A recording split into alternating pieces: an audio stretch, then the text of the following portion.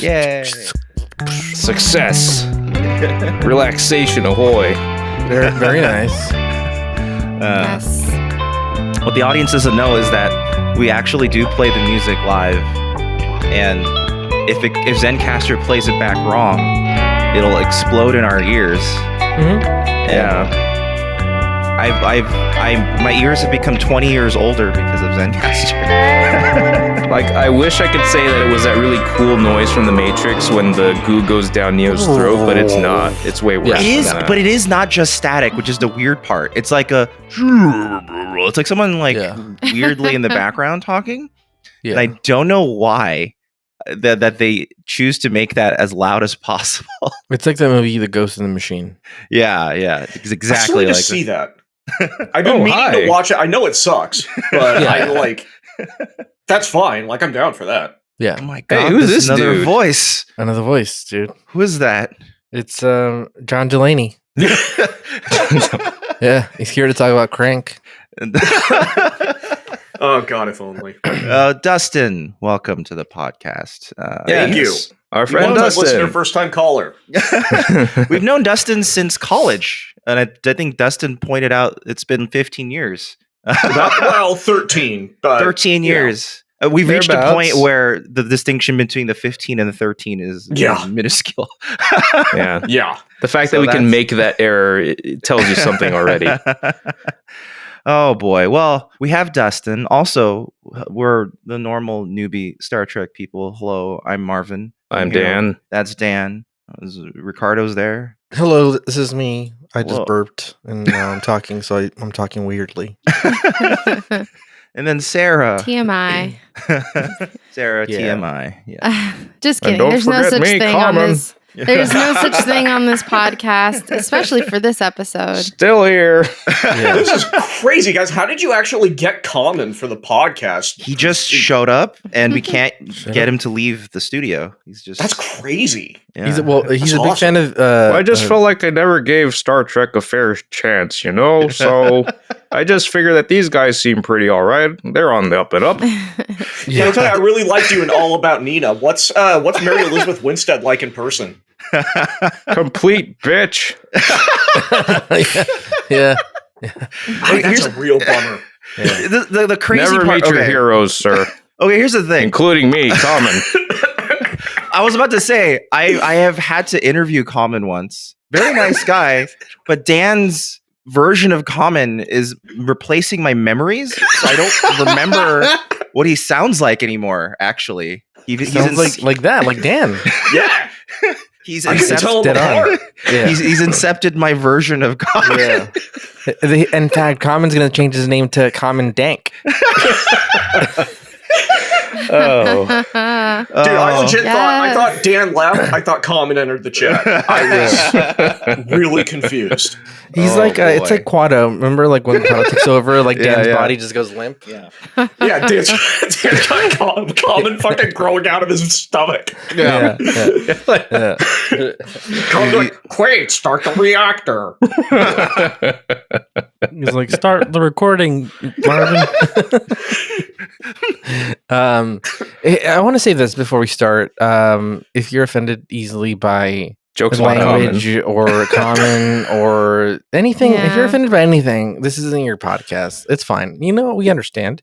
But if you want to stay and have some fun and, no judgment here. You know, another thing that I kind of realized about our podcast in particular, Yes. thanks to one of our more recent reviews, is that I guess we tend to be a little more irreverent than most other. and erotic. Yes, I don't know. yes. Yeah. Okay. I'll Yeah. take it. I'll take Yeah. it. Erotic. Yeah, we shit on a lot here that I guess some other podcasts wouldn't. We talk about the stuff that matters. Yeah. Like how many bathrooms the fucking Enterprise has? How many Yes. times we try to do the math on how many many times people are people- jizzing. How many people fuck in the holodeck? Yeah. I was We gonna are the say, fresh eyes that ask the real questions. There is some poor ensign that their job is to clean up the holodeck, because like whenever anybody makes jizz in the holodeck and then they leave, like you turn off the holodeck and all that shit was suspended in midair Oh, and yeah. it just falls. Yeah. Yeah, we have asked this question on the cast before. If Yeah, you we did jizz in the conclude that it woods, was does likely that anybody the hear jizz it? would. Yeah, and I think in our thought exercise, we came to the same conclusion that the jizz just falls to the floor. Yeah. Just But And- then I think we and- also then surmised that sonic showers would take care of the remainder. Yeah. But No. it's more fun for the ensign to do it. No, it's got to be an ensign. Well, he's doing it while listening to Benny Goodman or whoever the fuck sings that song. Or is it just ensign in a Sonic the Hedgehog costume? Yeah. Mm. Yeah. Well, Sonic showers. I was gonna say. These are the things that matter. Yeah. So Dustin's a third guest we've had. We've had Scott twice now. We had Morgan J once. Yeah. And and the nice thing about having a guest. We're trying to get all the Morgans in here. Morgan Freeman's next. Yeah. Oh, I don't know if I'll be coming on to your show. It's mighty irreverent, young man. Well, that's the point. I was gonna say is that like we're very irreverent about the show, and it's nice to have a guest when they're like, "Oh yeah, we like the show." It's true. Well, That does tend to be a common thread amongst our guests. Yeah. Common knows what's up. Common. It's that they are definitely not newbies. We only bring on guests so far Yeah, that aren't that are newbies very at all. experienced. Yeah. So honestly, I do like that dynamic. I like when they know more than we do. Mhm, I have listened to this podcast and screamed at my phone in public and just terrified people. But at the same time, like the thing is, I did this when Discovery premiered, when Picard premiered, when Lower Decks premiered, and I said this over and over again. Quality is not a prerequisite for enjoying Star Trek. Oh yeah. No, it is not. Absolutely not. I listened to you. But eroticism is. Yes. I agree. There's an addendum to that because Star Trek eroticism, at the very least, it has to be weird. It can't be normal, especially because Roddenberry was from what I've read and heard, like Roddenberry was a huge swinger in his later years. Oh, well, then this episode that connects some dots. explains things a little bit because this is a swingers episode. Yes, no, Roddenberry, because you guys you've already done The Price, Mhm. and sex in Star Trek, and this is pervasive. TNG, every other series, and if they weren't consistent with this, I would be incredibly upset, is always really awkward. It's like sex in Star Trek is like your grandparents telling you about the key party they went to, where Absolutely. Grandpa Clyde and I don't know whoever their neighbor was, like rotisseried your grandmother. But the thing is, they're not talking about it.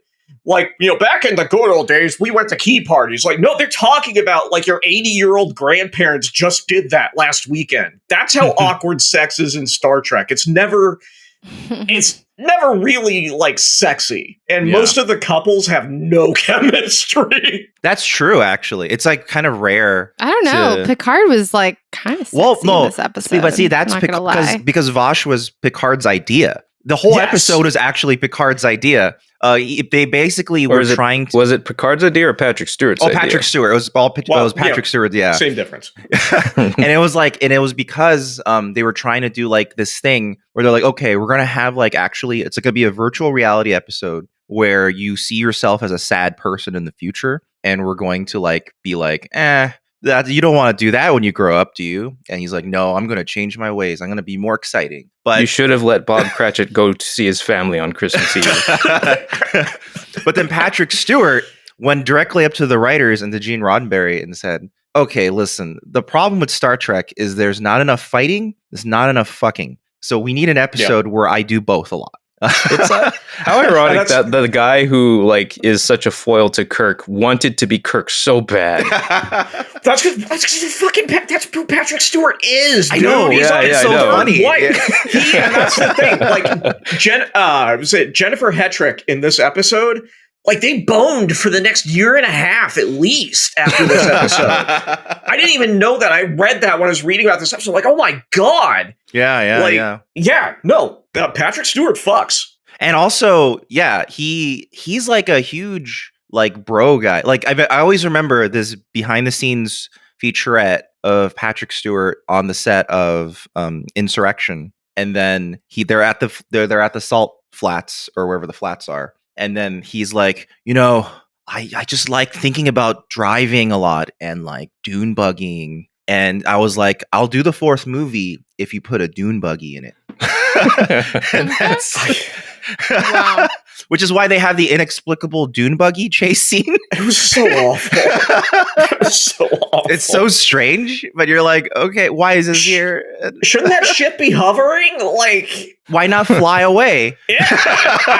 Why Did they drive hire- away? Did they hire a caricaturist to capture the moment? It was great. It's great that his broness defines Star Trek canon. Yeah, and this whole episode was motivated by his desire to see everything. Yeah, well, to see it all, because that's what he marched up to Ira Stephen Bear with a script, and he's like, "Look, I've got this.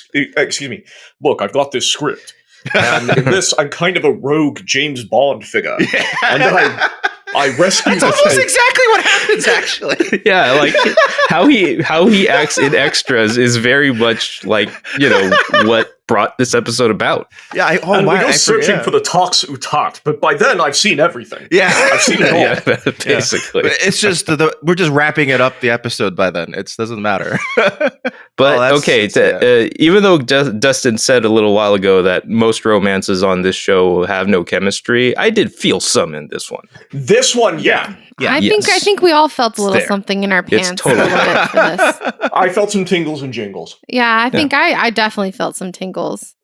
I think when he was getting a little ahead, but when he leaned in to kiss her, it's like this weird angle. So he has to, like, sexy. Yeah, it was the most awkward angle in the world. it's kind of like crane his neck a bit and get in there, but he got in there. He got in there Yeah. despite the angle. And I'm like, ooh, go for it.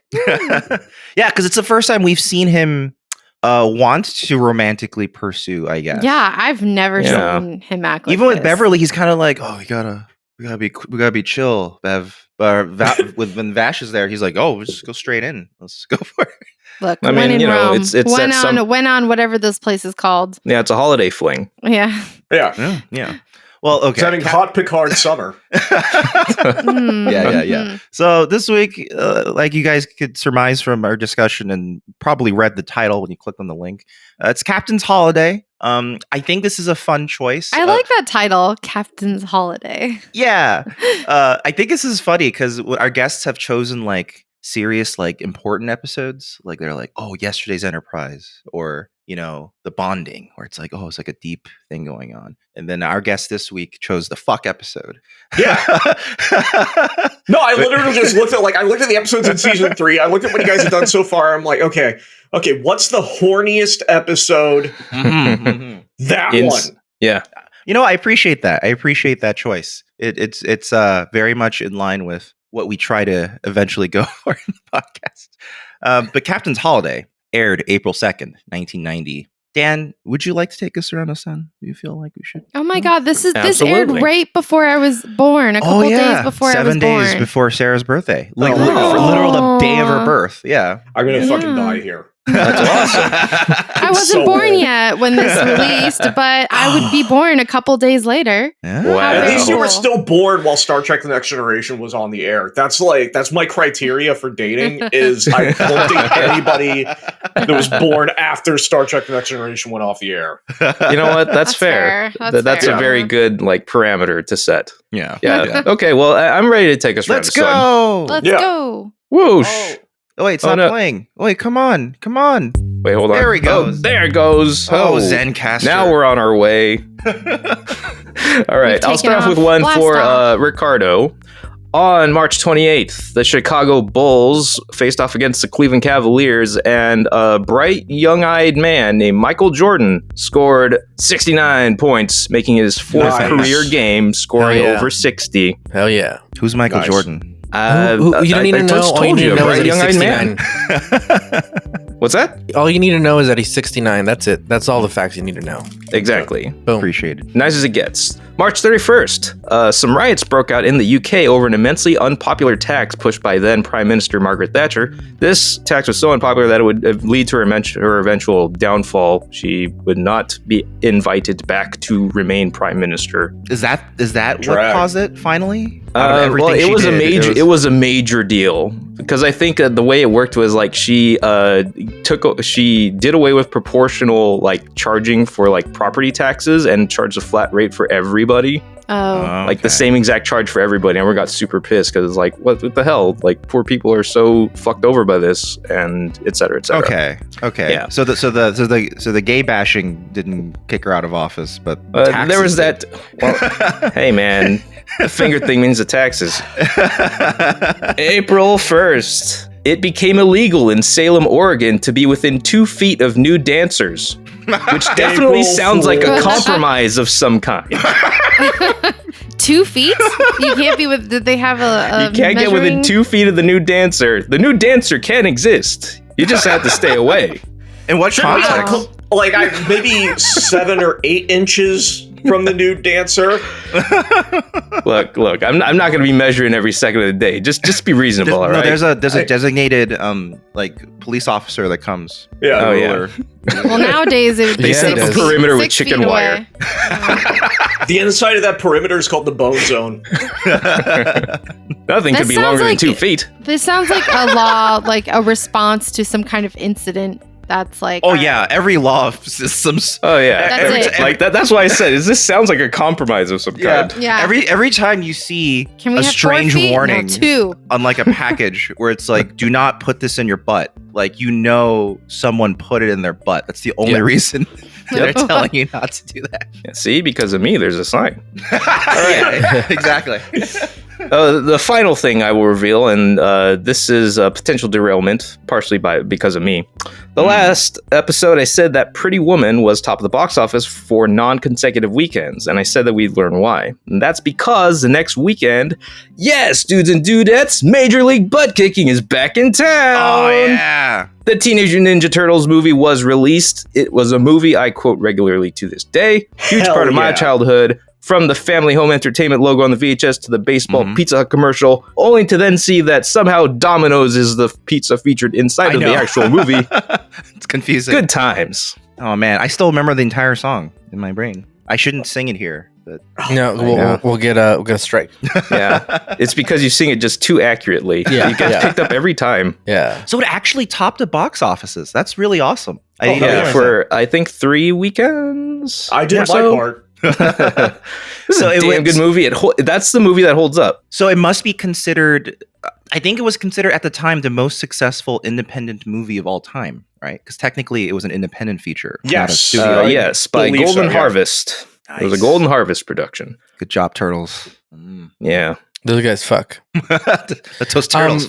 I have a bit of I want to pitch something real quick while we're doing this. I'm gonna pitch one of the voices. If I was going to remake the Ninja Turtles movie Okay. again for the 3rd time, I would cast one person, and this person is so talented that he could both play one of the turtles, or he could voice one of the turtles, or he can play Picard in my my reboot, and that is Pitbull. Oh, that's Sarah's Mr. big favorite. Worldwide. Mr. I was Worldwide. about to Yeah. say. Mr. Yeah. Worldwide, Mr. Yeah. 305. Mr. 305. He shows up. Imagine him as like Michelangelo. Fucking he'd Oh yeah, kill it, dude. Oh, that would work. Mhm. Yeah, Yeah, you can do it. yeah, Easy. yeah. I was on a plane with him. Really? Oh. Did he keep yelling Mr. Worldwide? Sir. I was on Sir. a plane with Mr. Worldwide. Yeah, Sir, you're this like, is Delta. No, we were definitely on Spirit Airlines, by the way. Oh, that's funny that he takes Spirit. Well, we were taking yeah. a flight. It was a flight from like Miami to Tampa or the other way Okay. around. Tracks. Yeah, And that's so totally it worth was, it. yeah, I was on Spirit Airlines with Mr. Worldwide. Heck yeah. Hell Hey, yeah. sometimes you only have to be statewide. yeah. Today I'm Statewide. Mr. Interstate. Interstate No, it's just wide. Miami to Countywide. Tampa. Just Miami to Tampa. Just Miami to Tampa today. We're not going worldwide today. If you don't know who Mr. Worldwide is, look him up. Look up Pitbull, rapper, aka the new He Picard. was great though. He was very fun on the plane. He was very AKA like the highlight of the nice. Aquaman movie, Yeah. where suddenly They're in Africa. Were you And- there when we so Lives up to his name, Mr. Worldwide.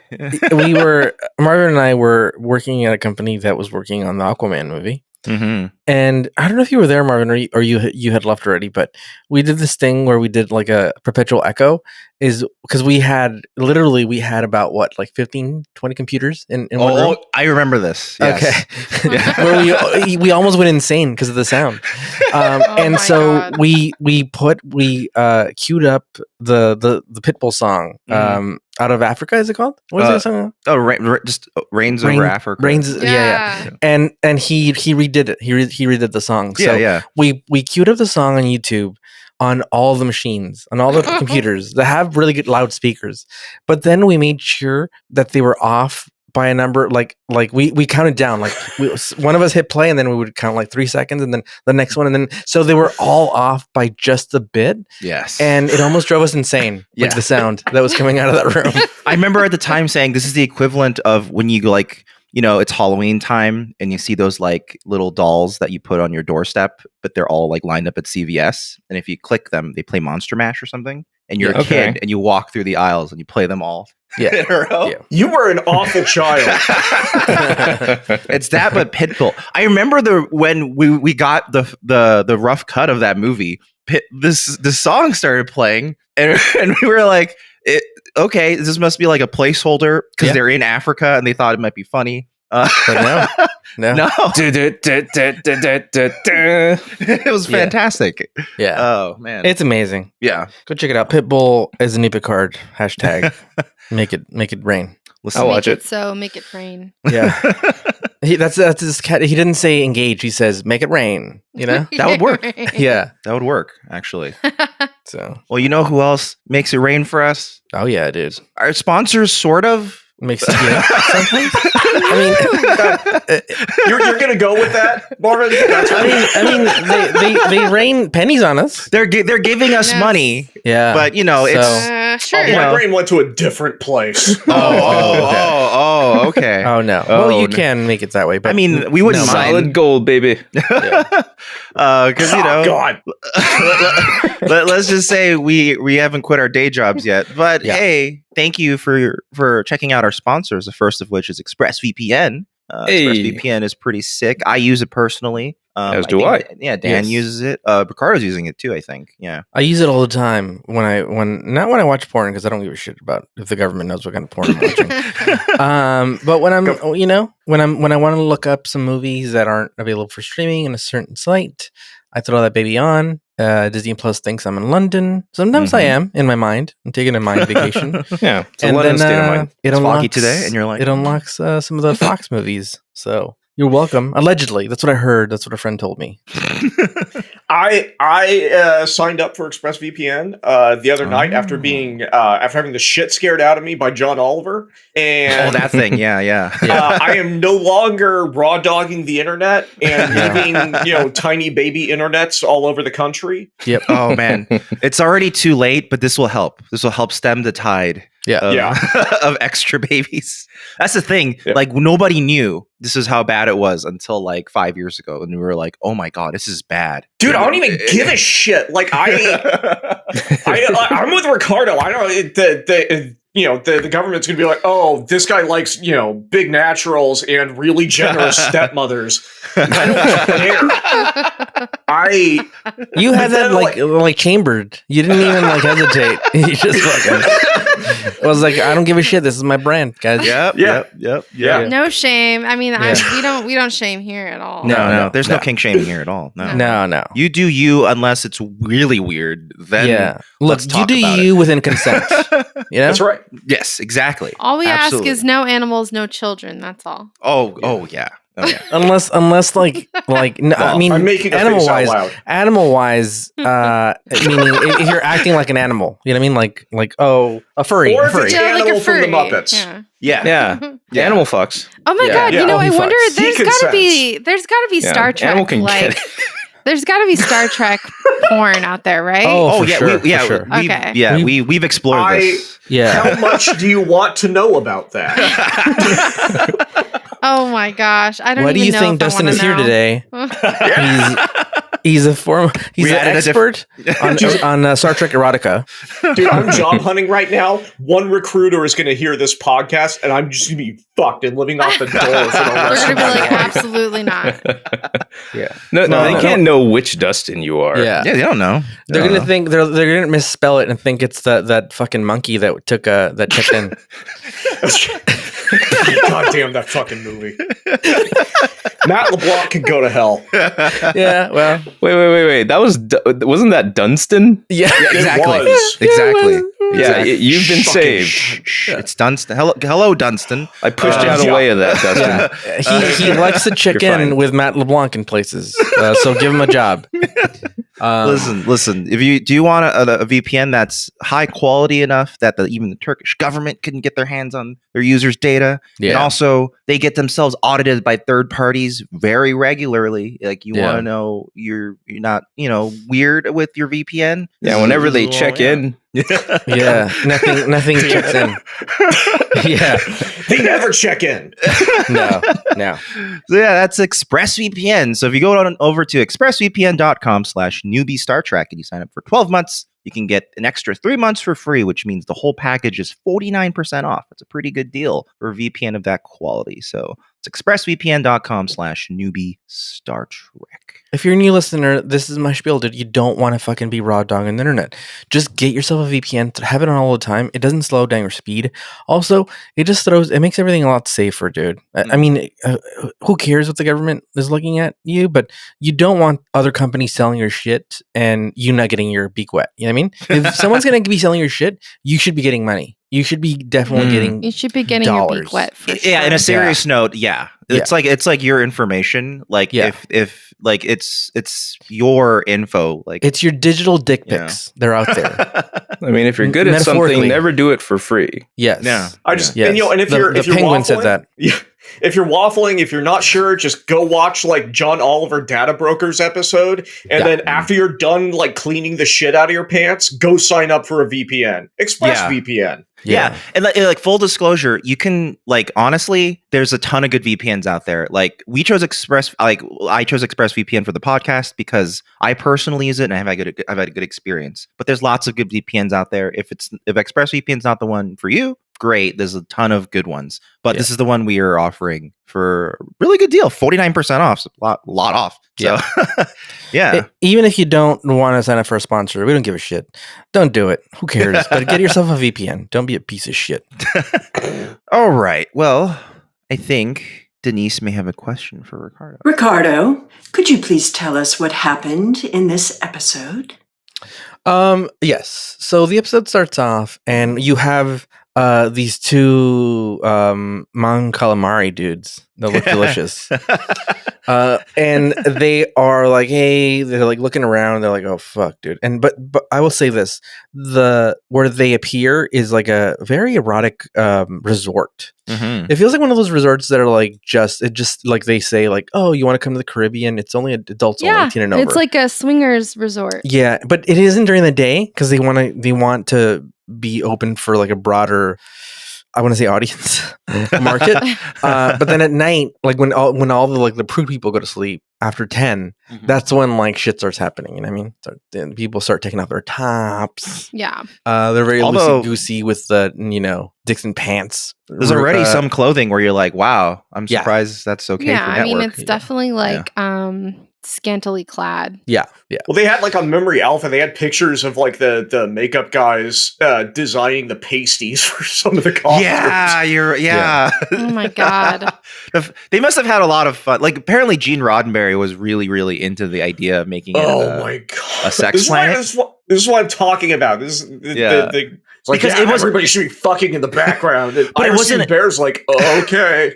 But like it was Patrick Stewart's idea, and then the writers wrote it, and they were like, okay, but Gene has to approve. So they brought it to Gene, and he was like super into it, and he was like, oh, we should have tons of people making out in the background, including like same-sex couples. Like we should like make it crazy progressive and have all sorts of different couples in the background. Did they? I don't know if I but noticed they couldn't. same-sex So the thing couples. is, he asked for that to happen, And then the producing team was like, I don't think the network is going to approve that. So they never got it going. I think America hates gay people. So I think the producing team is a bunch of fucking idiots. And they're like, oh, we'll just tell them that they won't approve it and they won't film it. They probably didn't even try. That's the thing. Same for the episode with what's her name? Alal, where they were going to have a same-sex couple in 10 Forward, and they were going to do it. They actually had the actors. They were about to film it. Then a PA called the production office and said, oh, they're going to have a gay scene. And PA? Yeah. What? Yeah, it was like a PA, I think. I hope that guy got beat up, dude. Or abused somehow. So the first same-sex kiss in Star Trek ended up being in DS9, but it could have been as early as season 3 of TNG in 2 different occasions, but never happened. So yeah.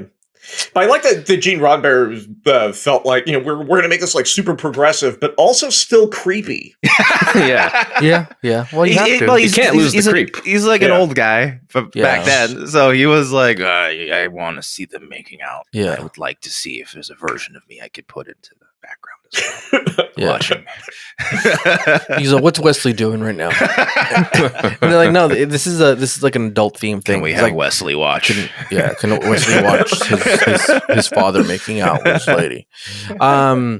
So before we move on, I want to say this about this episode. I was bamboozled. It's one of those things. Remember, I've mentioned a couple times before, where like the idea of how this episode plays out is it doesn't play out that way to my imagination. I let my imagination run wild. This is what I thought this episode was, and then you tell me if this wouldn't have been a great fucking episode. Okay. So what it breaks down to, and we'll go into detail around it right now, but I'm just going to give you the gist of it. Basically, the captain is under a lot of stress, and they make him go on a holiday. And even within the holiday, he goes on this adventure, and he releases some stress, fucks this lady a couple times, then it comes back, and he's all good to go. You know, gets his rocks off. Yeah, that's basically it. Yeah. I thought, to be honest, that it was going to be a Total Recall episode. It's basically like Total Recall. You find out at the end, he never went anywhere. He was just in the holodeck or something.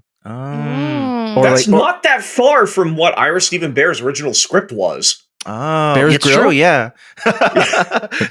Because that was like the VR version, right? With when he's like older and an admiral. Yeah, See, I would have loved that. Not that this isn't bad, because it's kind of entertaining and everything. But I just oh my god, these Mon Calamari people look fucking delicious, dude. I had it paused on their image. And I'm like, man, put some fucking tartar sauce on that shit. Mm-hmm. Fucking delicious. Slice them up. You seem to find ridges appetizing, Ricardo. I think you like ridges. You crack them shellfish. Open. You crack them open. Yeah, he's into the shellfish idea. Yeah. Once they cook up, you just fucking crack them over something, and then the tender meat is inside. Anyway, I thought that's what it was, and I was really excited because I'm like, oh man, this is definitely Total Recall. It's beat for beat Total Recall almost. But part of the tension of Total Recall is that throughout the entire movie, he's not sure if he's in a simulation. Yeah. Or not. So would that be part of it in your mind? Could be. Like he goes into the holodeck, something horribly goes wrong, and he has to leave. Yeah. And maybe he was in the holodeck still the whole time. I mean, so what you're saying? What you're saying is they're still there now. And you think it'd be really cool if there was an episode where you weren't sure if a character was in the holodeck or not? Yeah, I mean, fuck. I want a whole series of Star Trek where you don't know if somebody like they sheltered in the holodeck because it was like a bomb that was going to go off or something. I'm just pitching it to the people at Paramount Plus. So they take shelter within the holodeck, and then you don't know if they died or if they're in a simulation from that point on for the whole show. I can't spoil it. Don't spoil it. I like Ricardo gets pleasantly surprised as the show goes on. Yeah. Don't spoil the eroticism, dude. Right. I would never rob you of that. I know, dude. So these people, it turns out they're time travelers, and they're like, hey, are we in the wrong time, wrong place? And they're like, no, we're just a little bit early. So it turns out these fuckers, these delicious fucking tender, meaty people, they're goddamn fucking time travelers. Makes sense. I thought that would have been the thing that set your mind off to be like, oh shit, like time travel. Yeah. Well, that too. Like there's so many things that are going in my head, and it doesn't help that There's a that I lot watch- going on in one episode. and there's a Actually, lot yeah. going on in my head, especially when I'm high. So watching Can I these, ask you that? On a scale of 1 to 10 Jefferson starships, how high are you right now? not too bad, enough to power a forklift. Yeah. Not drive one, power it. A foreman, I can power it on. Forklift. I can raise it up and down, but not drive it. the foreman would let you move it up and down, but not drive it. Yeah, from location to He'd be like, location. no, you can't. We can't get in trouble with the goddamn union. Did you know a forklift is like 10 tons? Yeah. It's like a little It thing, needs say- that they say leverage to be able to lift 69. whatever the fuck. but it's Yeah. heavier than a car. I did Yeah. not know that. That's crazy. Hey man, you know what else is fucking heavy? Pallets of bullshit. Yeah, That's true. Yeah, the physics, of yeah, course. Yeah, you that's need true.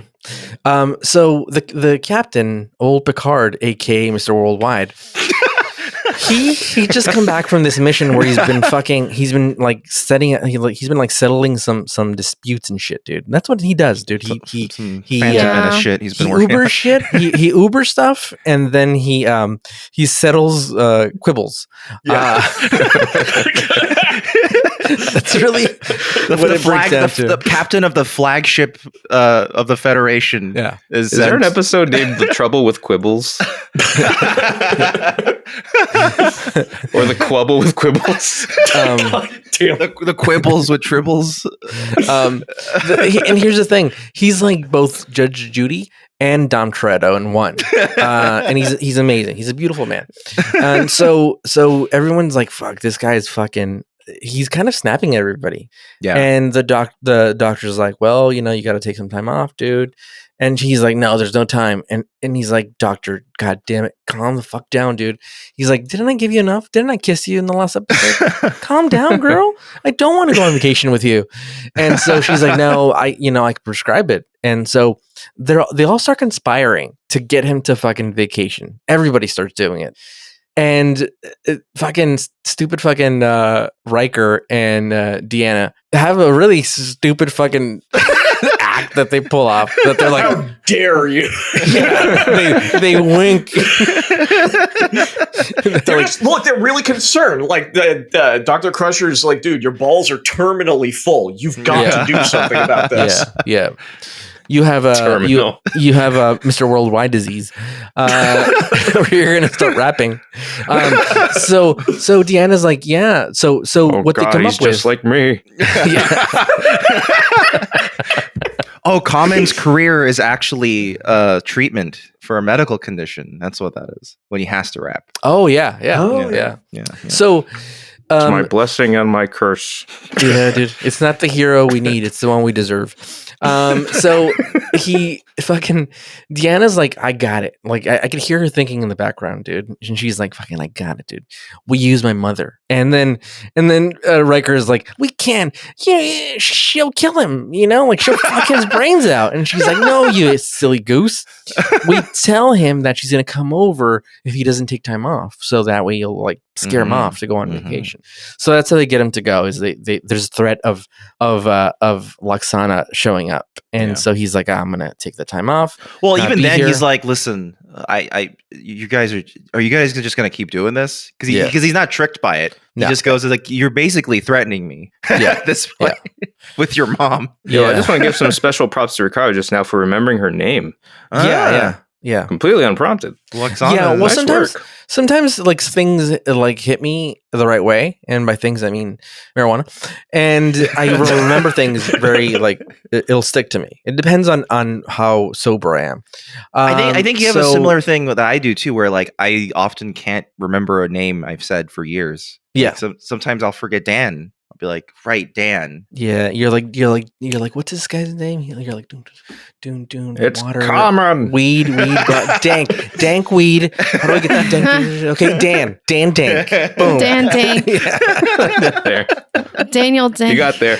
Yeah, dude. He's doing like fucking stand and deliver. You're doing all the calculus.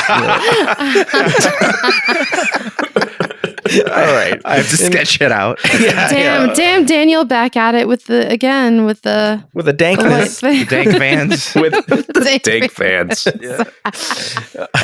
Damn, Daniel.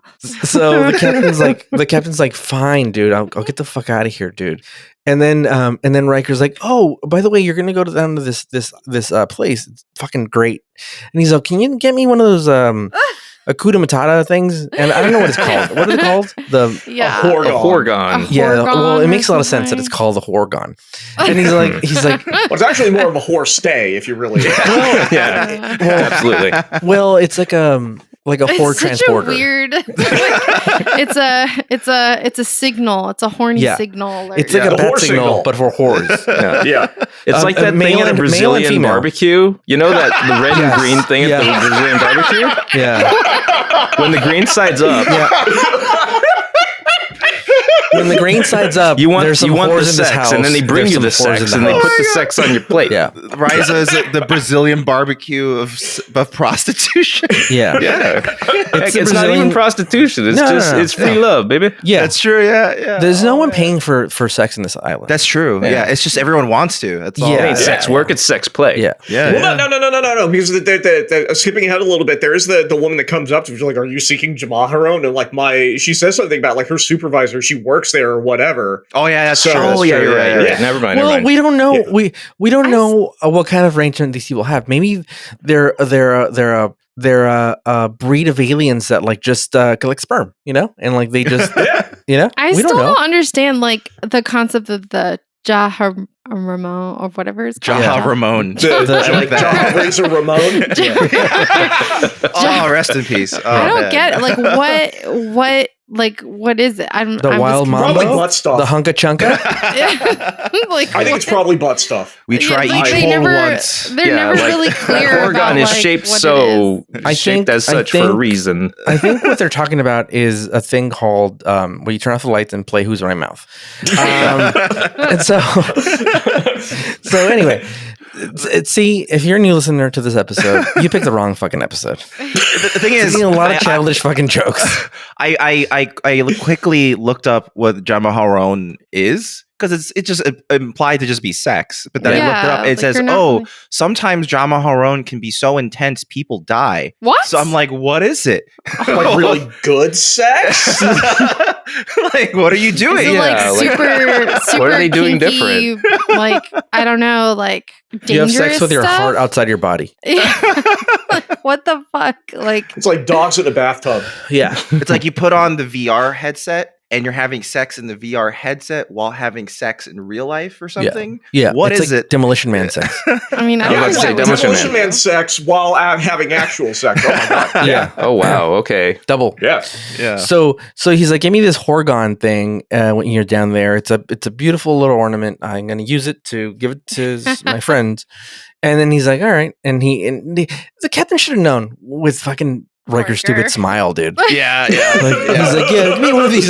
Give me I one mean, he of has those just a little Horgons." bit of a hint because when Riker's trying to sell the planet to him, and then he finally gets around to the women, of course, and like he kind of rolls his women. eyes. The women. Yeah. Oh, he Riker's won't stop such a talking about fuckboy. the Riker's such a fuckboy. Oh Yeah. yeah. But he's a consensual Such a fuckboy. That's the fuckboy. thing. Yeah, and open Yeah. about it. Yeah. He's Yeah. willing to admit, And then yes, he's I am also a like fuckboy. weirdly friendly and flirty with Troy. Yeah. Like I you know think they're they're- like holding yeah. hands and they're like, oh I think they're kind of like in like a Yeah. they're open with each other. They're kind of like, yeah, we fuck every once Yeah, in a while, they're but we're not in definitely a an open relationship. They're into the Yeah. Horgons. Yeah, Um, They're like Ross and Racheling it, but there was never a break. Yeah, kinda. Yeah, I've never seen Friends. Okay, so we'll do Newbie Friends next. So anyway, we It's really white.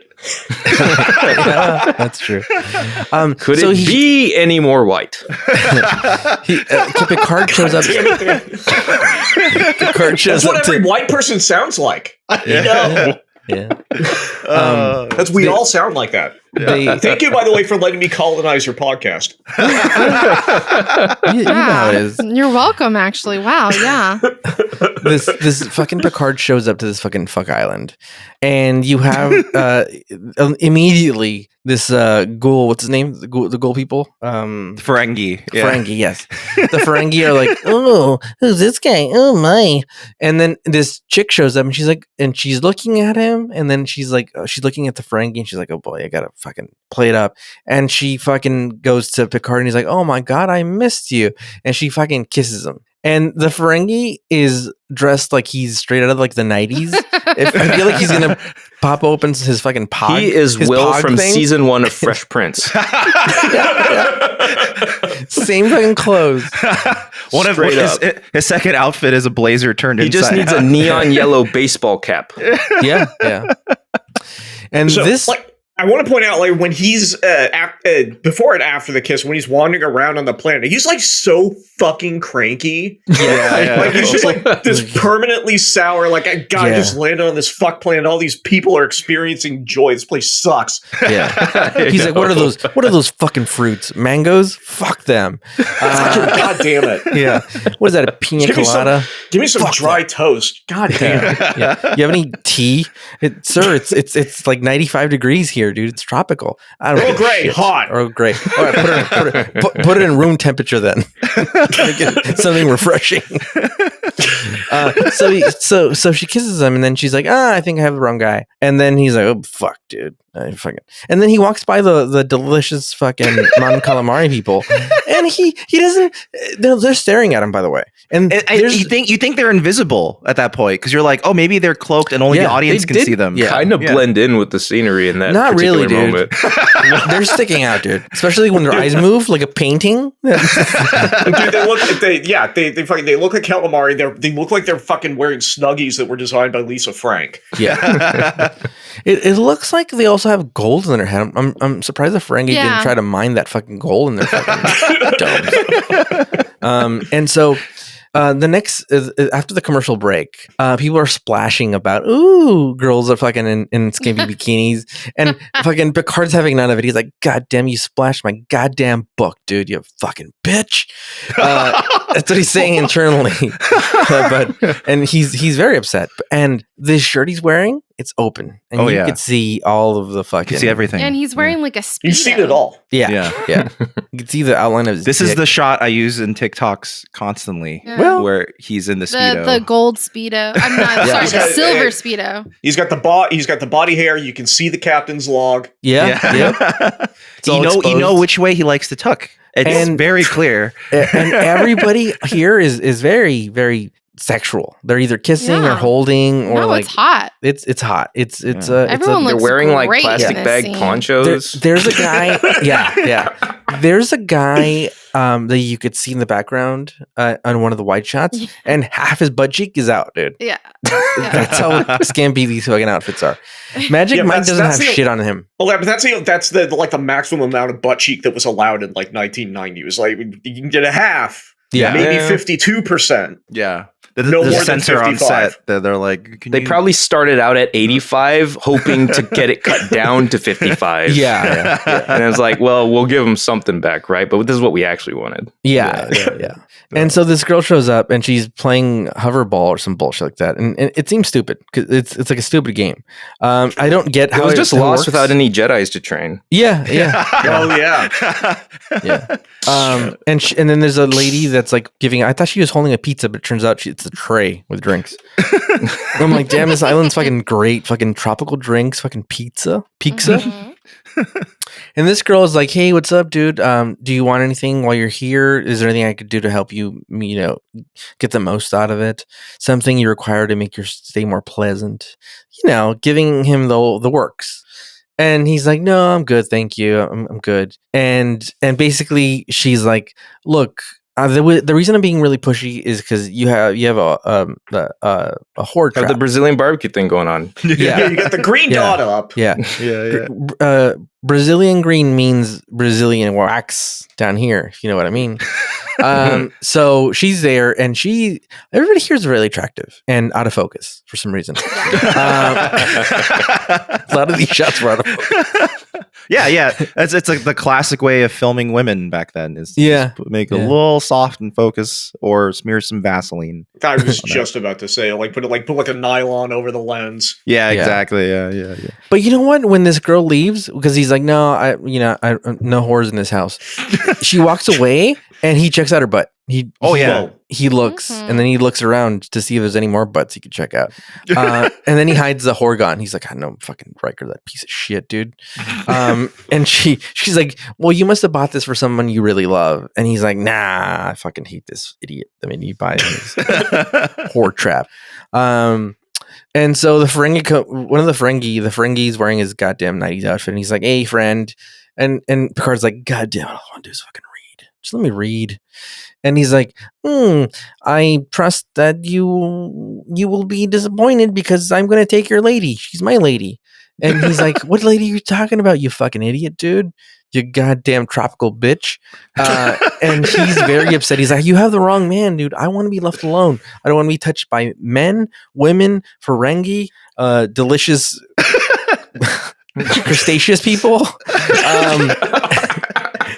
I don't want to be touched by anybody. He's very angry. Yeah.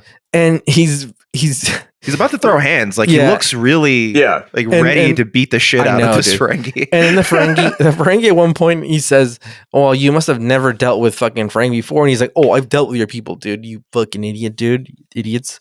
And he's very pushy, this Ferengi guy. Yeah. But to be fair though, like Picard's kind of racist. Yeah, he is a little bit.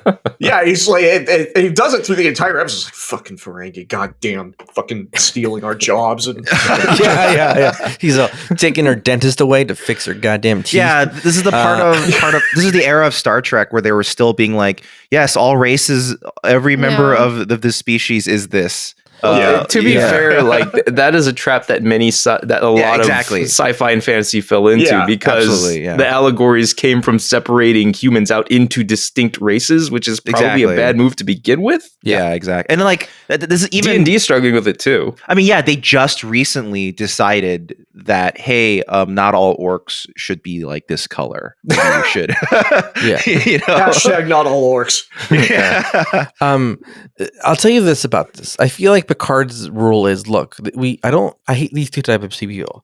I hate the type of people who don't tolerate other cultures, and I hate the Ferengi.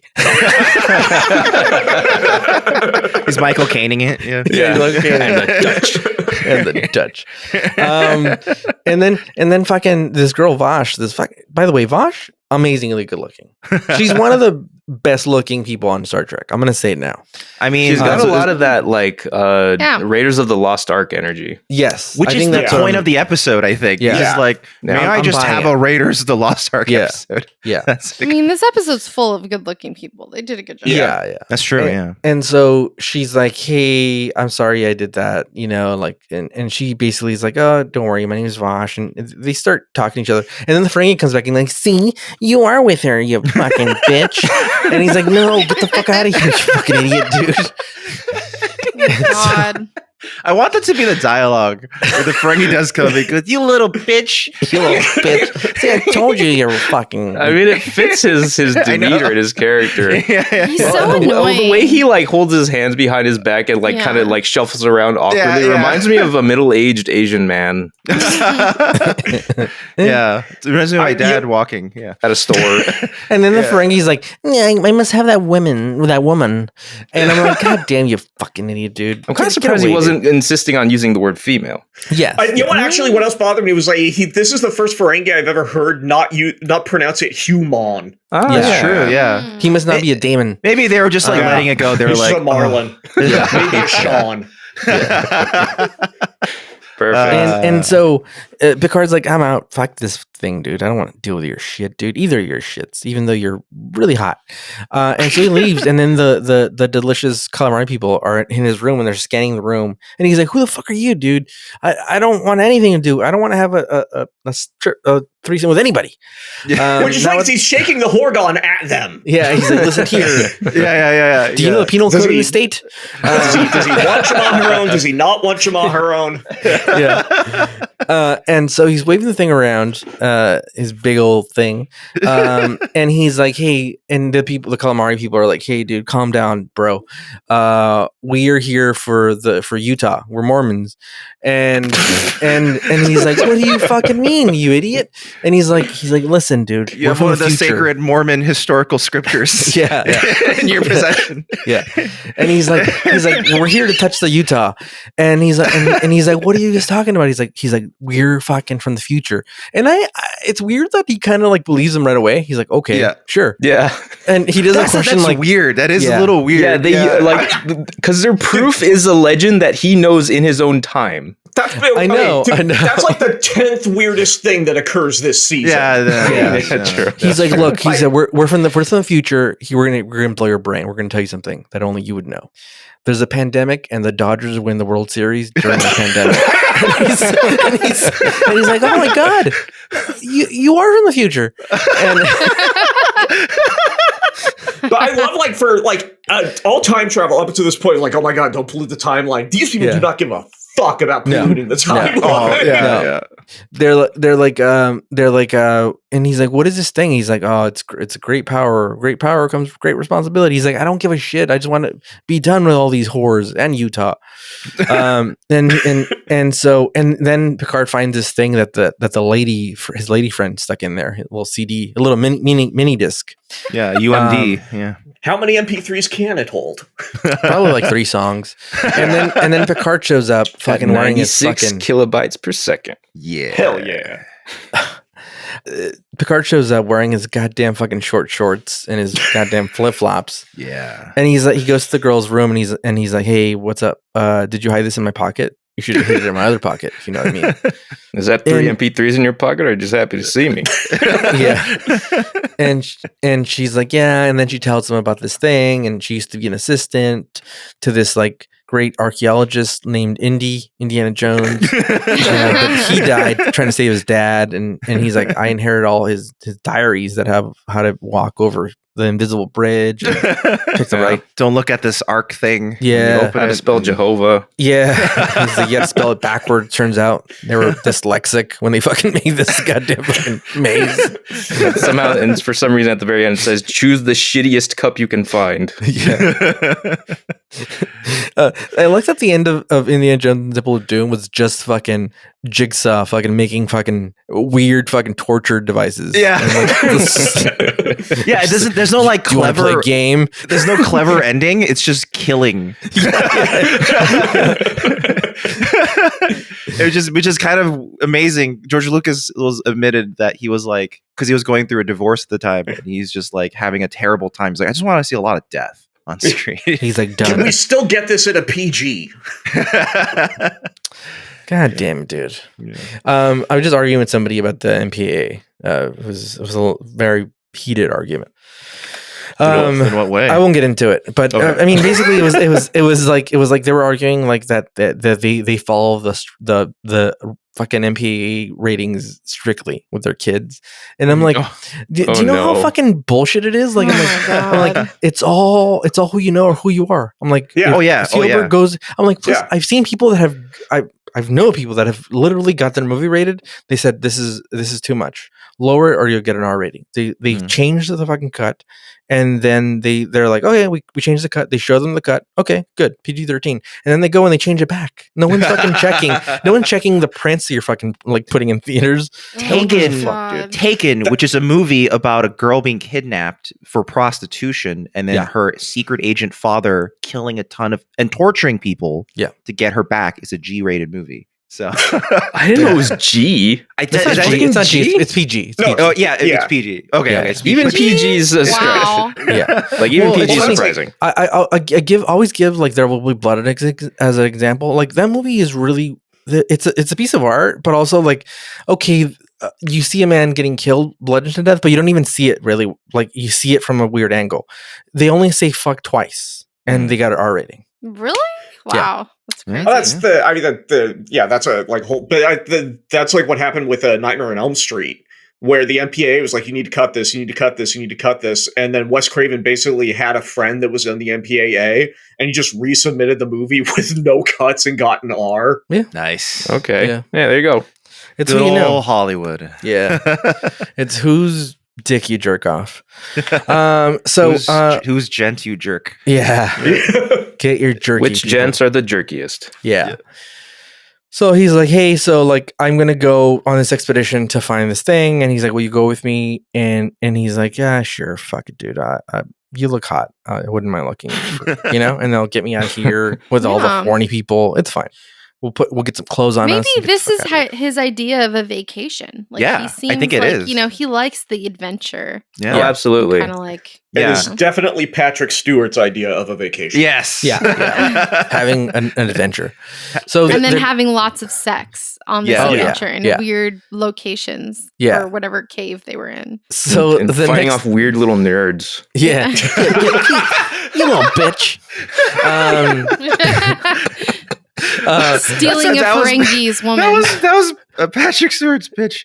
He was like, I want to fight a lot. Yeah. And I want to. I love their outfits. Their outfits are so like, I don't know, like Indiana Jones, like ready to Yeah, go. yeah, Like he yeah. just packed an outfit ready to go. Yeah. Yeah. Well- Exploring. He does that thing where he's about to punch the Ferengi and he like throws the gun into his other hand and then Oh yeah, it's a, knocks super- out. Yes. it's a good move. It's a good move.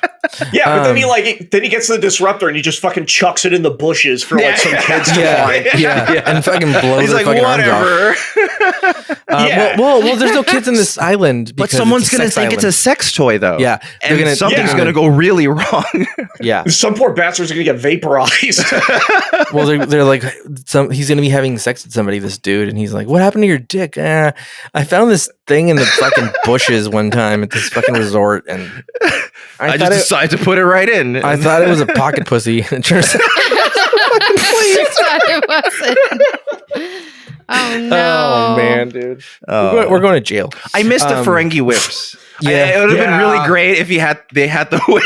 Yeah. Yeah, they should have forced that the whole show. This is the one where he like weirdly punches the Ferengi in the face, right? Like, Yeah, it knocks out him in one punch. So- He's so strong. so Ferengi wait. are strong. So this is the next day. It isn't the same day. It's the next day because Mhm. it feels like it's the same day. But the Ferengi dude, the little fucking bitch, he's wearing the same fucking clothes. So is Yeah. it the same day or is it the next day? It feels like the next day. I thought it was the same day. Like I think later it's that the same but- day, but also the Ferengi probably doesn't like. They don't Change change clothes, Yeah, yeah. he Yeah, He's low, does right? criminal activity with the fucking 90s gear. So Picard subdues him and he fucking punches him and he throws the weapon in the bush, if you know what I mean. No, that's oh later. my god! Yeah. I just watched this punch again, and it's hilarious. Yeah. Oh my goodness, It's cute. it's really So- funny. So they go and it's like the thing from fucking the thing they're looking for is like the thing from Galaxy Quest where they don't know what it does. You know, Oh. they don't know what the Actually, Utah yeah. thing does, and they're like, well, we're looking for this thing. We don't know what it does. You know, but the archaeologist who he was a sexual guide too. He said it would give you enormous pleasure to everybody in the world. No, he didn't say that, but I imagine that knowing her and her horned up fucking boss, it's probably that some weird futuristic sex toy. And so they're looking for it and they're talking about it and stuff, and they put out a bed and it's only one bed. They're gonna Yeah. Mhm. It was Yeah. one bedroll. That's really interesting. Yeah. Picard's they just- very specifically planned for one bedroll. Yeah. And so guess what, dude? They fucking fuck, dude. Heck yeah. Picard Yeah. gets fucking laid, Oh, dude. yeah. And then there's in one of the rocks looks like fucking Groot. It's really creepy. And that scared the shit out of me. It's like watching them. It's like them Yeah. slowly jerking off. They're Yeah, he's like, Groot. we are Groot. So then I am Grooting. yeah, I'm Grooting. I am Groot. I am Groot. I am Groot. And then the next day they Just wake imagine up. Vin Diesel performing Yeah. that in the sound booth. And then, Can I and jerk then- off while I do this line? I'm method. For the same method. For And then they're like, all right, let's find this fucking Utah and all these goddamn Mormonites. And so they start digging for this thing, and basically she's the calamari people show up, and then he's like, you'll get your sex toy, your future sex toy soon enough. And Bosch is like, what the fuck, dude? And she's like, would you have brought me here if I had told you that I had told them about it? And she's like, probably not. I probably wouldn't have even fucked you, you fucking idiot. And Yeah, he's like, it's boned under false pretenses. Yep. Yeah, It's like that pretty shit slimy. in Revenge of the Nerds, but not quite as dirty and also on TV. Yeah. And fucking the goddamn Ferengi show up, and he's like, yeah, he's got a fucking machine gun, and he's like, yeah, start digging, you bitches. And so they're fucking digging like crazy, and they have to take off some layers of clothes, and they're all sweaty, dude. And so Bosch is like, yeah, it should be here. So like, I guess my boss was wrong. And the Ferengi's like, no, he wasn't. He was fucking right. And they did the whole switcheroo thing, where like they had gotten it. she had gotten it. Bosch had gotten it the day before. Yeah, she had gotten it the day she arrived on the planet. This is all a ruse to just throw him off of her trail. Yeah. It was all an act. It was a double act. But I want to point out, like, when they're digging, like, the Vorgons show up, the Mon Calamari, and they're like, the Ferengi's holding them hostage, and the Vorgons are like, yeah, whatever. Yeah. Like everyone is there, and no one seems to care about anything. Yeah, they're in a Mexican standoff with no Mexicans, and so they're there, and they're like, fuck, Like, dude. The best they can offer to the situation is this is most puzzling. Yeah. But they know. I feel like they know. They know, like, Picard will do the right thing. Don't worry about it. And so they're digging, and it's all an act. So technically, she fucked him in false pretense. Technically, 'cause she was the original liar. She took him there to be alone, and then fake dig, but she lied originally first. So I guess they Does both this lying to cancel each out? other. yeah, it's like a cancel each other out. So Like, when you have like a double negative fuck. yeah. Ricardo just did Data's hand symbols. Yeah. You The couldn't see it on fingering. The fingering. We'll put it on YouTube. Just this part with Ricardo doing. And so they agree that Vosh is like, she's like, this thing didn't work out, pin it out. I'm all sad, and so she goes to the room, back to the room, and the fucking Ferengi's pissed. He's still digging because he's like, oh, I need this fucking Utah, I need more wives, and he's fucking digging. And the future people are like, fuck it, we'll figure it out later. Let's go have a pina colada. And then they go back to the resort, and then to me, it feels like Picard's like, cool, so we didn't find that thing. So anyway, so should we fuck or what, dude? And, yeah. Because because they're back in her room, and he's like, well, emotional. Can I console you? Consolation prize. Yeah. I mean, yeah. And he gets shot down. She's like, no, I'm too sad and stuff. Yeah. And then he goes to hang out in the lobby, and then fucking a few minutes later, she's all dolled up, fucking ready to leave, and Picard catches her, and he's like, oh, what are you doing? I've been watching you. I don't know why he sounds like a 1930s gangster, but he does. sounds like the merchant from Resident Evil 4. Well, listen up here. Listen up. I've been watching you, and I know what you did. You fucking lied. It was all an act, you fucking bitch. And he's like, oh, I'm sorry, baby. I didn't mean to yell at you. And he's like, look, this is how smart I am, dude. He's like, you don't fuck with Dixon Hill. You know what I mean? And she's like, who the fuck are you talking about? She's like, I'm the best detective in the fucking West. He's And like, she's one last thing you can do for me. And she goes, anything. And he goes like, have you heard of a dirty Sanchez? I thought you were going to say there's one more thing you could do for me is die. And then he fucking shot her. But no. So he's like, I knew this a whole act. I knew that the thing was here and blah, blah, blah. And like, turns out she hid it in the lobby, one of the fucking decorations. And then so the stupid fucking calamari people show up, And then he's like, see, this thing belongs in a museum, in a future museum. This sex toy belongs in a future museum. And then so he gives it to he's gonna give it to the people, but it's a really cool act that he does.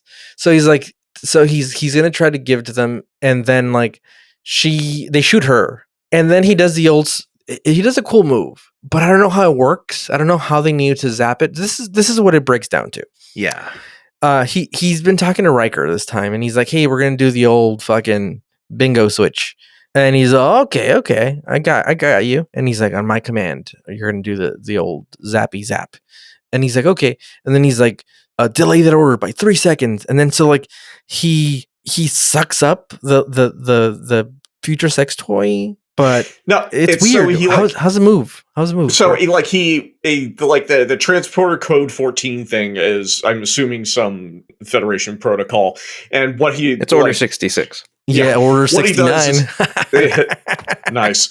What he does, he basically puts his comm badge on the Tax Utah, and then 2-second delay, and then it blows up whatever is attached to the comm badge. It beams it into explosion. This makes it's like program transporter failure in a way. No, I thought he had sucked it up to. No, it's destroyed. It's destroyed. Oh, yeah, it's actually just a simple command to destroy it. Really? The thing is that to me, this opens up a whole world of like the transporter. Anything from it's a orbit. weapon of massive destruction. Yeah, if you put a comm badge on it. Well, they could fucking scanner you, dude. They throw them around, be like boom, boom, boom. Yeah. Just throw a bunch of them in booby trap things. Everything can blow up. That's how they should have caught that one. Fucking remember those Rambo's guys that they couldn't fucking catch. Oh yeah. That's how they should have blown them up using that thing. Yeah. Anyway, so I thought he had done like a weird like I'm gonna put it down and you beam it up and pretend it blew up. But now this makes less sense than I thought it did. Because what if it had been like something that blows up the universe? You didn't know that. It is a little reckless to just destroy it outright, isn't it? Yeah, and if this people or future people, what if they needed it? What if they're like, this is what powers our goddamn fucking world, dude? It's like those 3 little stones in fucking Indiana Jones and the Temple of Doom. But actually, I've seen almost every Star Trek series. Absolutely none of this technology has ever held up to scrutiny. I have to accept it. Otherwise, we're going to get a nosebleed. Yeah. I think when they first introduced the idea of the Utat, they tried to explain that it had the ability to stop like a star's fusion inside of it. Okay. Like it's able to stop stars. Also, they're like this thing below it's the ashes of a beautiful man called Johnny Utah. Anyway, so they blow it up, and the huge people are like, "Oh, damn, that shit blew up." There's no way we could go back a little phaser in the air and screams. Yeah, we're time travelers. There's no way we could go back a few minutes and just grab it.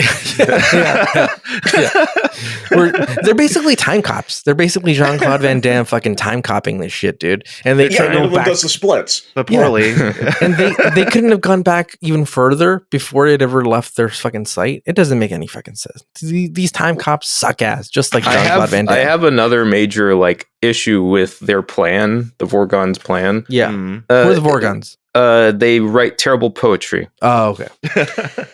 No, that's the Vogons. I'm sorry. God damn it, Dan. I knew what you were talking about. I hate you for that. I'm sorry. No, I've only seen in my entire life, the only show I've ever seen handle time travel and actually not fuck up the paradox was Future Man. That's the only one. Have you seen Dark, the show Dark? No. On Netflix? It's really good.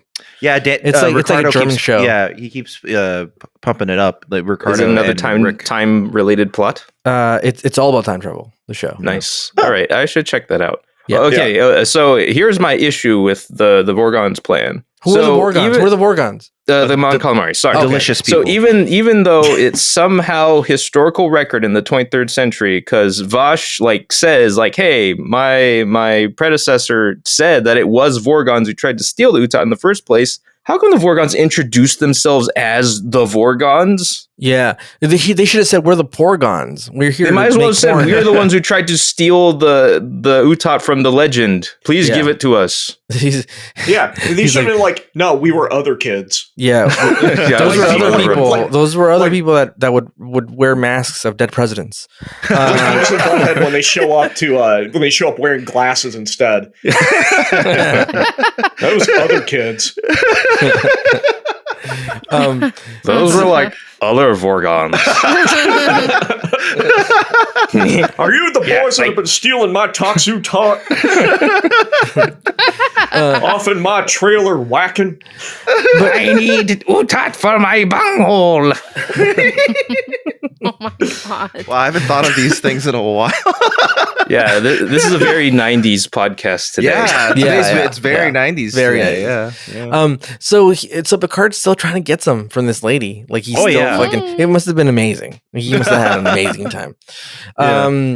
She must have done the old fucking Vorgon thing. You know, the Horgon thing. Oh yeah, dude, she tickled his butthole. Yeah, that's what happened. Yeah, and so he's like, do you want to come with me? Like he's all fucking sprung, dude. He's all sprung. He's like, I'll give you my fucking starship, whatever you want, baby. I'll give you a job. An archaeologist. We never needed an archaeologist before. He's but like, boom. You want to come? You want to come? You want to come on my ship? And he's like, there's this nurse that's killing everybody. So don't ever go to the nurses. To the doctor, I mean, and she'll fucking kill you. And so he's like, no, I must go on my own journey and let's kiss. And so they kiss. And then Picard goes back and he's like, I'm back, motherfuckers. And then Riker's like, I hope you had a restful time, and they give her pleasantries. He's like, yeah, he was fucked. He was fucked and tucked. And then he never brought the Horgon back for him. No, but he does say, I had to have a private chat with you about this Horgon business in private. And you're fired, Riker. He seems like he's mad, but I think he's gonna go back there and go, dude, I fucked this chick, dude. She tickled my butthole, dude. And then she wouldn't fuck me again. And then Riker's like, really, dude? And he's like, yeah, I invited her up to the ship because I'd be like, hey, baby, I got a big old ship, you know? I'm the captain and I can do whatever I want. And she was like, no, I don't want to do it again. And he's like, you think I was that bad? And then Riker's like, baby, don't ever do that, dude. You're like this fucking bear with fucking claws and you got a bunny. You're not fucking kill this goddamn bunny. And he's like, your money, you don't even know it, dude. And he's like, are you serious? He's like, man, you're so money and you don't even know it. Baby, they're all even. Vince Vaughn is Commander Riker. Yeah.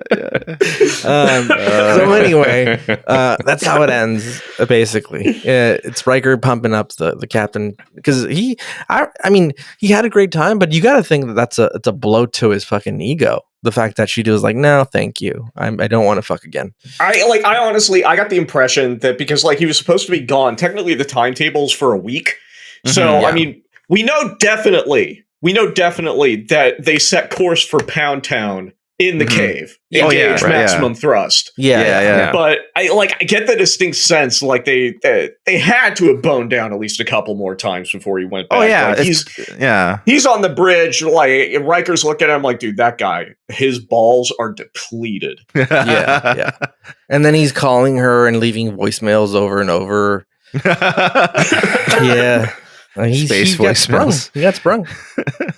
I mean, the aliens did say at the beginning of the episode, the first scene ended with, "Don't worry, he will come."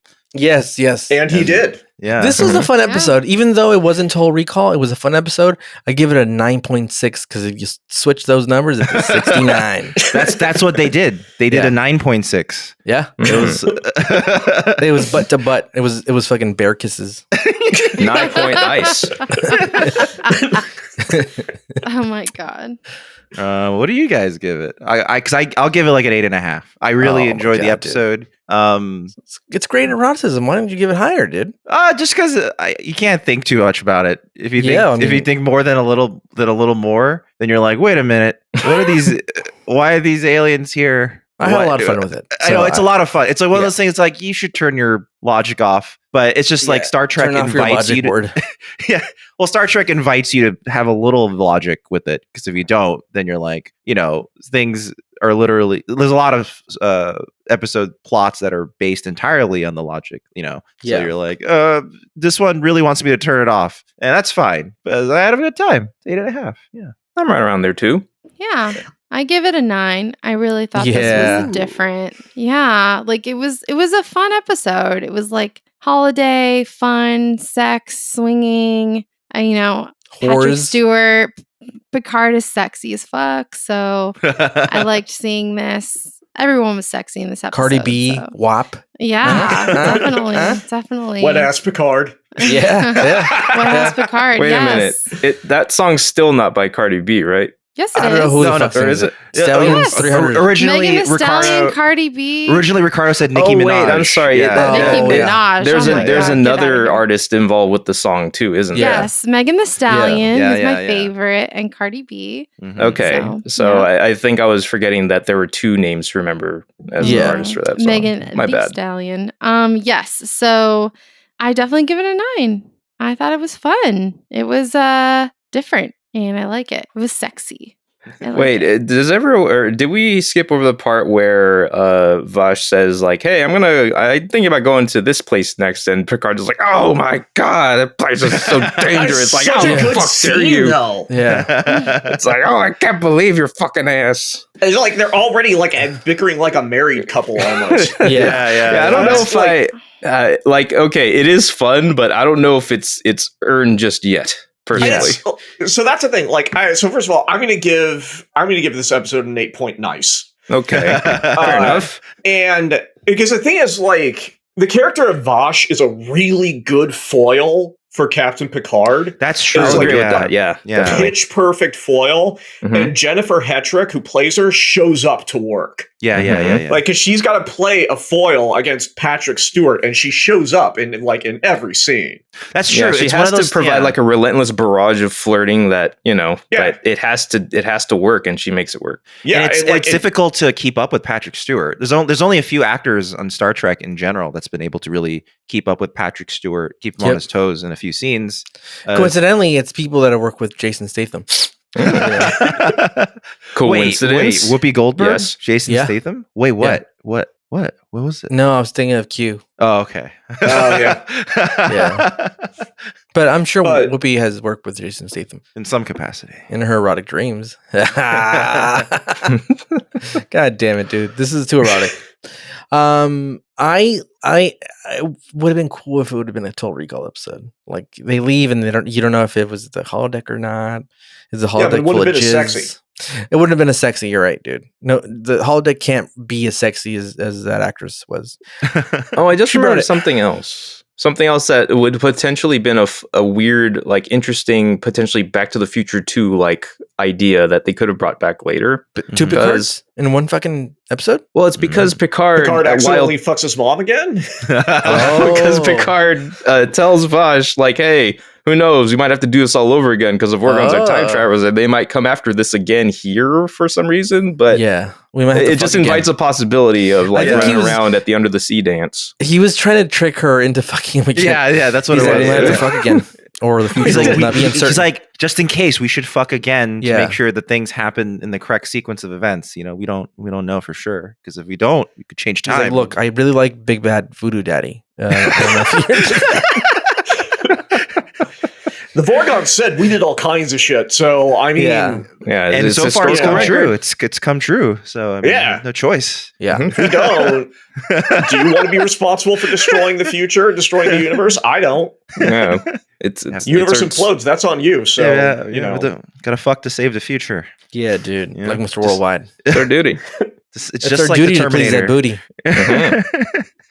All right. Well, that was our spirited discussion of Captain's Holiday. That was a fun one. I do like that they were just willing to be like, let's just have a completely different type of thing. It was so fun. Yeah. Yeah. It's like nice when Star Trek every once in a while is willing to have a fun, more lighthearted episode It's weird that the series kind of started off with it because, Naked Now is the second episode of the whole series. And you're like, is this the show? Weird. Yeah. That is weird. That's like a super weird. maybe mid first season episode, not a second episode where you're like, whoa, all right, this is what we're doing. But yeah, that was the Captain's Holiday. This season's Naked Now almost, I guess.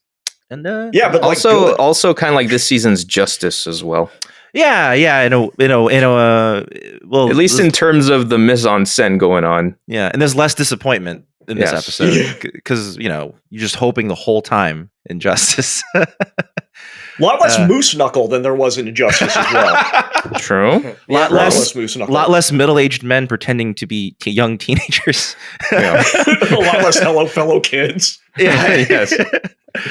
Well, all right. If you guys have been enjoying this, talk about Star Trek, and hey, we brought in a guest who knows what he's talking about.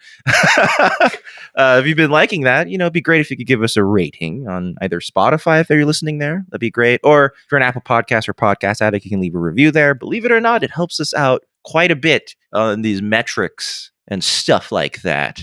And also, if you ever wanted to send us an email, ask us a question, let us know if we did something wrong, let us know if we did something right, most likely something wrong, you can email us at contact@newbiestartrek.com. That's contact@newbiestartrek.com. So this week is a little different. We did get an email from our good old friend Jackie. However, it's very long. But the thing I found the most interesting about it... You can't say that, dude. You can't say that. Yeah, what the fuck, Marvin? Yeah, dude. Well, no. Start over. The length is not important, dude. It's the motion of the ocean, dude. Wait, here's the thing. Do you guys remember... What's the girth of the letter? Stay 2 feet away from the nude answers. Jackie, I'm sorry. Marvin's an asshole. That's 24 inches. None of you are that long. You get back. Do you guys remember that letter we got once where someone was describing... No, it wasn't a letter. Dan described it in Around the Sun. Yes. About the Star Trek experience you used to be able to go to at Universal Studios. Yes. Yeah. And we asked the fans, hey, do you have videos? Yeah, the video, yes. What are your videos? And she didn't send us her video, but she sent us a video. And she just said, oh, it's by a comedian I enjoy named Dan. So I was like, haha, that's funny, Dan. And then Dan Dink?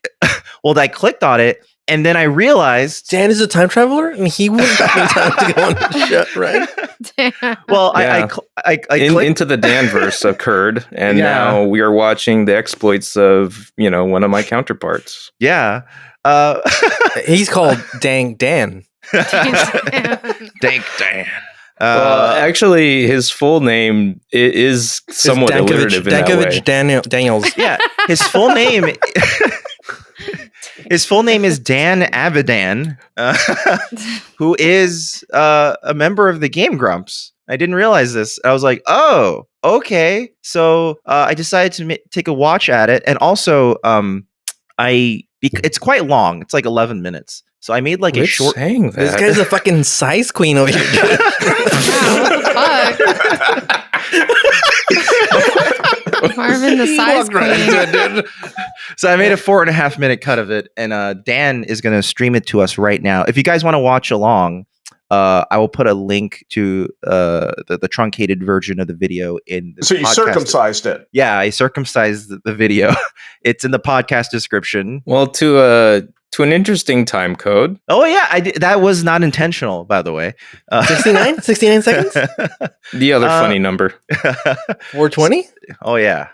So let's try to do the video call and stream it on Discord, right? So let's try that. All right, here we go. Just to say, when we were filming this and then watching it back, because they'd show it to you on the screen after you'd filmed it, it was one of the greatest triumphs of my young life. It was real big. Although this is a dangerous mission, I am confident that That's not me. That's not me. I can't remember if this was supposed to happen where the door kept closing on him. Yeah. Oh no.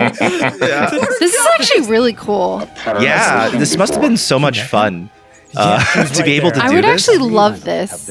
Oh yeah. We did like a really weak version of this, the Star Trek experience, where you were kind of like green screened in, but this would have been amazing. Dude, the Star Trek experience was. Oh my god, that looks so fun. Yeah. They were like saying with a W, and he's like, "Captain, I'm picking up a Klingon vessel."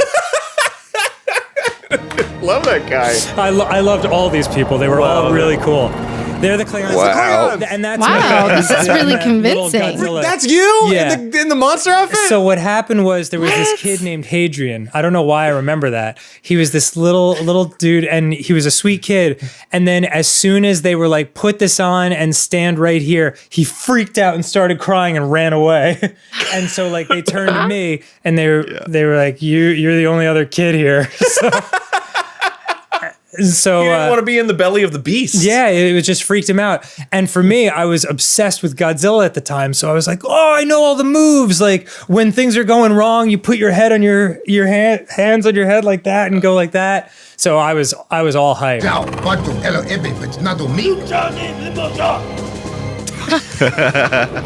So these are people playing like so actors. That's him as a little kid. Oh my god. Yeah, it's kind of amazing. This poor kid. Because what? I know. Oh my god. I know that was gonna happen. Why are they? I don't know. Like, I mean, they drowning must him? have told him. They wouldn't I don't have just know. doused a kid. I don't know why that needs to be part of. I don't think is that like a thing in the old Star Trek sets where they'll be water pouring? Because I was like such a frantic replacement. Yeah, it's a famous waterboarding. Put the legs on.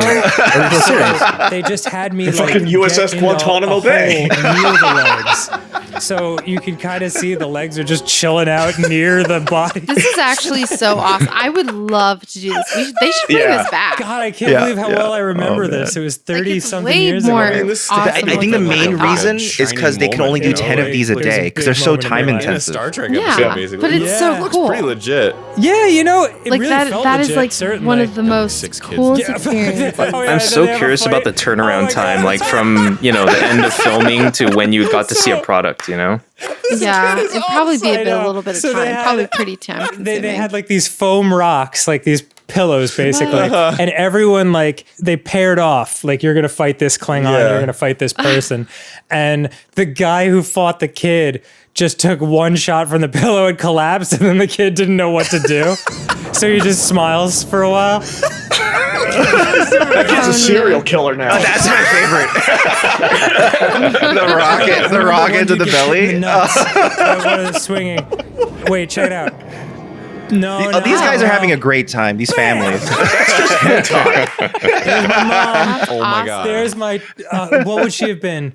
She would have been like my age, like 38, they even let the mom in. like Yeah, the whole my family mom went in. In a little brain helmet, Adorable. doing a dance. adorable. With some other moms. Look at her go. Say it again. Awesome. New plug, blue bub cha. Says it again. The same thing. There's my mom. There's my mom. Look at her dance. And that's how the brain aliens. Hell. That's cute. That's how the brain aliens So, communicate. That was it. A very brief window That's actually into so a moment awesome. in my childhood that I mean, 1989, 31 years ago, but I remember it so clearly. It's beautiful. Yeah, it really is. It really is nice. That is so cool. It's beautiful. It's so that's what everyone used to get. I wish that still existed because that Yeah. is so cool. What a fun thing you could do. Oh man, that would have been so sick to be able to do that back in the day. Because I don't know when what year were they doing that, Dan? They said 89. like 80, yeah. Yeah, they said 89, which is right around when I mentioned it too, around the sun. Yeah, it's true. Yeah, man. That would have been a blast. Oh well. Like I Yeah. did Star Trek experience in Vegas in Oh. 95. And that was like, there was nothing like that. That's fucking dope. But like Star Trek experience to this day is like the one live experience I've had where I legitimately cannot figure out how the hell they did it. Because like the way it would start is they would lead you into a hallway. And so you've got carpet on the floor and everything. And then the lights go out and you hear the sound of a transporter. And then when the lights come back on, like you're standing on the transporter pad. Oh, wow. I have no idea how the hell they changed Wow. the floor out from under you. Wow. That's really some, cool. like Disney magic shit. Like how would they do that? That's amazing. I don't know.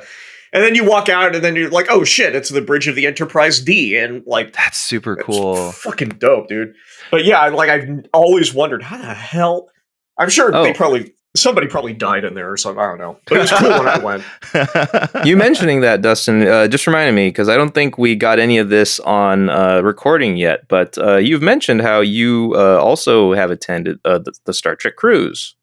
Yeah, I went on the Star Trek cruise in 2018. It was like the best fucking week of my life. Oh, that was recent. The chlamydia year, the chlamydia outbreak year. Okay, No, and it wasn't chlamydia. It was hepatitis EX plus alpha. oh wow, the home version. Yeah, with the extra characters. Yeah, nice. But it wasn't quite tournament legal though, because like some characters were busted in that version. Yeah, the hepatitis had balance issues. Well, one thing I wanted to ask you about that cruise: were there Horgons aboard? Oh yes. Oh. Yes, dude. Like one of the events that took place outside on the deck was the 80s Band Information Society was playing. Oh, that's cool. Yeah, and they had like giant fucking Horgons like in corners of the deck. Nice. Like, and I have that's crazy. Yeah. I have photos of like, because when I took the time off work, and it was really funny because like my male coworkers were like, "Dude, that's going to be a total fucking sausage fest," and my female coworkers were like, "That's awesome, dude." And like the split on the cruise was like 50-50. Wow, This is what I've impressive. been saying like over and over again. Like hot chicks watched Star Trek: The Next Generation, and like I went like with my best friend and with two other good friends who were also like burlesque performers out of the Bay Area. Okay. And so I got like a photo of like where I'm standing like in front of one of the giant Horgons. And then like my friends are like around my legs, like the fucking Frazetta style art of the cover of Army of Darkness. Gotcha. And then they had like two guy friends, so we just went ahead and like repeated it. So I was still standing there, and the guys were like wrapped around my legs because equal opportunity. But there were people that were dressed in like the stupid ass costumes from Justice. And they were like just casually running around the deck. Oh, that's awesome. Oh man. That's awesome that people are dedication to the cosplaying different aspects of the Star Trek. Yeah, like that sort of method acting is endearing. Yeah, because in my mind, I'm thinking, everyone has a Starfleet uniform on. But in reality, everyone is everything. A lot of times, Tapatio in that cruise. Dude, Jonathan Frakes hosted a Commander Riker chair mounting competition. Awesome. That's so is fucking great. So Jonathan Frakes was on the cruise? He was there? Oh my god, yeah, dude, go to StarTrekCruise.com. Like, look at the people that are on there. God. Just go next year because it's awesome. Oh man. Nice. That's so super I am good. such a fan of his from Beyond Belief. So that's where I know him from. So that You like when he tells you awesome. that you're wrong about things? Yes, I love it. I love when he tells me when I'm wrong about things, and then I'm stupid for believing things. No, I love being And I'm asked gullible. aggressive questions by Jonathan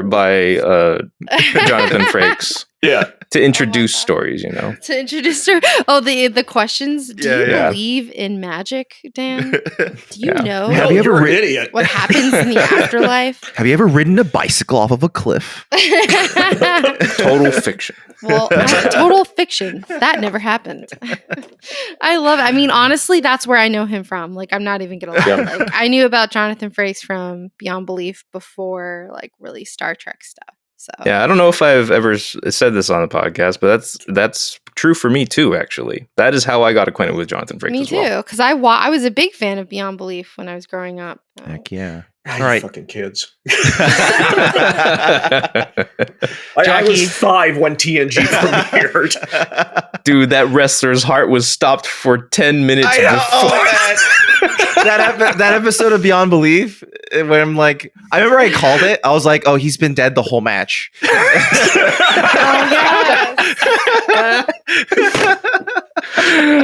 That was really funny. I think the rest of Jackie's letter I'm gonna actually save to next week because it's a completely different topic. Okay. But yeah, so I think it's worth saving as a different topic. But yeah, Jackie, that was Thank you, Jackie. that was a delightful awesome. video. Thank you. Yeah, and unfortunately, like the visual component is a very important part of the charm. So if, however you can, please find this video. Yeah, I will include the link in the podcast description. Also, I should have mixed in the audio into this podcast by then. So you'll at least also be able to at least get some of the fun description along with it. So yeah, that's a new Star Trek. Everybody's been liking it. We do other things. That the Fugitive Frames Film Podcast, Ricardo just finished recording the next episode of the Canon Films retrospective along with Eric. Yeah. Nice. I heard two movies were so bad you couldn't finish. Really? Yeah. Really? Rumpelstiltskin and Beauty and the Beast. They were just cash grabs and like they were really horribly made. So Oh, I gotta fucking watch those. if we didn't enjoy them, actually they're on. Here's a plug. Maybe they'll sponsor us. Tubi has a lot of the Canon films actually. Oh yeah, that's okay. true. Yeah, Good to know. Tubi's Yeah. a good repository of all of these. And they have actually a really good one that we talked about. Listen to the podcast to listen in depth into a review of Street Smarts. It's a really good movie. It's streaming on Tubi. It's with Christopher Reeves and Morgan Freeman. Morgan Freeman got his first Oscar nomination for that, and it's a Canon film, which is incredible. Oscar nomination to a Canon film. Yeah, sometimes we Canon hit found out that's how he got roped into Superman. Oh, really? That's the yeah. thing that got him the attention. No. Into Superman 4, my friend. Oh,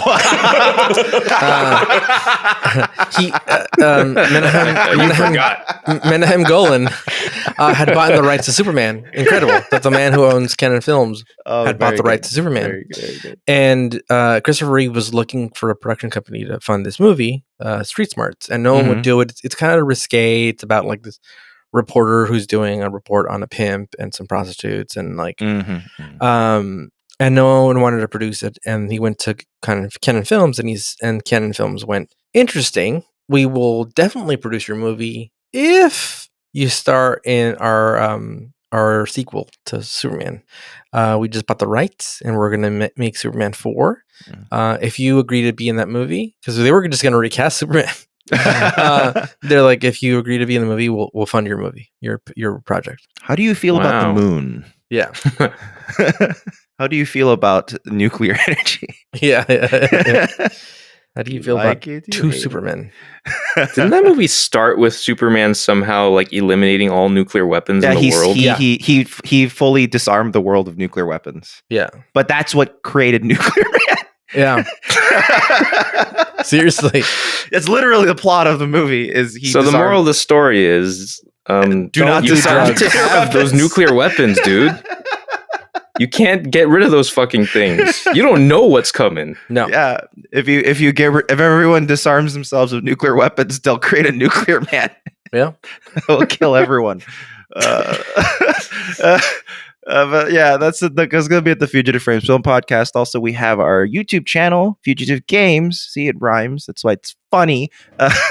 We're going to get back to Perfect Tides soon once I am back from Portland. Have you noticed I've been recording from Portland this whole time, dear listener? Along with Sarah. You didn't know, did you? Now you know. Goddamn fuck. Yeah, by the time you know. From beautiful Portland. Yeah, by the time you listen to this podcast, it's too late. We've already left Portland. So and you've already seen everything. You've seen it all. We've already seen it all. We've seen it all in Portland. All right. Yeah, that's gonna be it for this week. Next week, we're going to watch Tin Man. I don't remember this one at all. Wow. I don't know what this one's about at all. Just to clarify, that is still an episode of Star Trek. Yeah, that's an episode of Star Trek. Yes. Do you remember Dustin? Tin Man? Yeah. I don't know what this is. Okay. Sounds great. Enjoy. Oh, good. Yay. And thank you, by the way, Dustin, for joining us today. This was fun. Oh, man, it was great. Yeah, anytime you want to come back, man. Thank you. Anytime you want to, thank you for having me. This was a blast. Anytime you want to check in, just go ahead and do that. God damn it. So I did just want to say, like, if you enjoy the taste of sour diesel or Romulan spearmint, let's go to ease.com. Ease.com. Still not sponsoring this podcast. I know. Yeah, man. After This all could be that you, free- Ease, but you playing. Yeah. Oh, I was just about to ask if there's anything you wanted to plug. Ease is like fucking Vaj, dude. Playing hard to get. We'll get it. We'll get Ease one day, and we'll have that sponsorship that only works in one state. Yeah. That'll be great. All right, but until then, thanks for listening, everybody. Stay safe. We'll see you guys next time. Bye, everyone. Bye. Take care, everybody. We love you. You're so money you don't even know it.